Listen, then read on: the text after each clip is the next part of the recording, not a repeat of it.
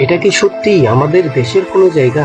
চারপাশের এই সবুজ দেখলেই চোখ ফেরানো কঠিন। দর্শক, এখন আমরা ফুকরিয়া চা বাগানে। আপনারা সম্পূর্ণ ভিডিওটি দেখতে থাকুন। আমি আপনাদেরকে ফুকরিয়া চা বাগানের তথ্যবহ ইতিহাস তুলে ধরার চেষ্টা করব।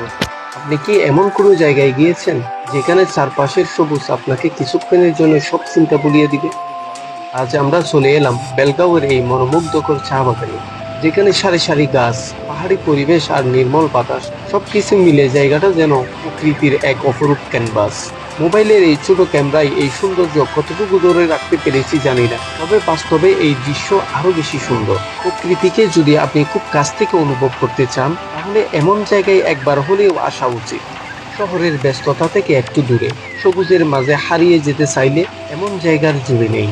কিছু জায়গা দেখার জন্য নয়, অনুভব করতে হয়। বেলগাঁওয়ের এই মনোমুগ্ধকর পরিবেশ ঠিক তেমনই, একবার এলে মনটা বারবার ফিরে আসতে চাইবে। চট্টগ্রামের বাঁশখালী উপজেলায় পুকুরিয়া ইউনিয়নের পাহাড়ি এলাকায় গড়ে উঠেছে ঐতিহাসিক চাঁদপুর বেলগাঁও চা বাগান। পাহাড়ের উঁচু নিচু ডাল জুড়ে সারি সারি চা গাছ, দূর থেকে দেখলেই মনে হয় সবুজের এক বিশাল চাদর বিছিয়ে আছে।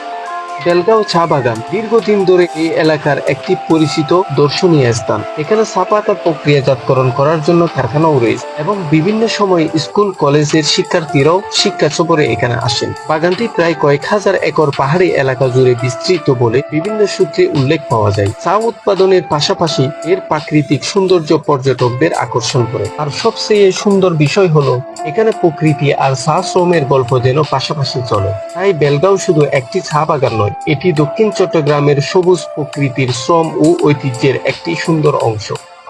লোকমুখে শোনা যায় 1912 সালে ব্রিটিশ আমলে ইংরেজরা এই চা বাগান প্রতিষ্ঠা করে, তবে এই প্রতিষ্ঠার সালটি নিয়ে নির্ভরযোগ্য কোনো প্রমাণ ও নথিপত্র পাওয়া যায়নি।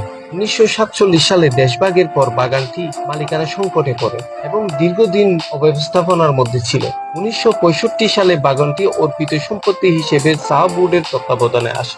এরপর প্রায় 20 বছর যাবৎ 1965 সাল থেকে 1984 সাল পর্যন্ত বাগানটি অনেকটাই পরিত্যক্ত অবস্থায় ছিল। অবশেষে 1985 সালে বাংলাদেশ চা বোর্ড প্রায় 8 একর জমিতে আবার চাষ শুরু করেন। 1992 সালের 5 মে চুক্তির মাধ্যমে বাগানের ব্যবস্থাপনা বাঁশখালী টি কোম্পানির কাছে হস্তান্তর করা হয়। 2003 সালে ব্র্যাক কোম্পানির শেয়ার ক্রয়ের পর বাগানটি নতুন ব্যবস্থাপনায় আসে এবং 2004 সালে এখানে চা কারখানা চালু হয়। আজকের এই সবুজ বেলগাঁও তাই শুধু চা বাগান নয়, এর প্রতিটি পাহাড়, প্রতিটি চা গাছের সঙ্গে জড়িয়ে আছে দীর্ঘদিনের ইতিহাস, সংগ্রাম আর পুনর্জাগরণের গল্প।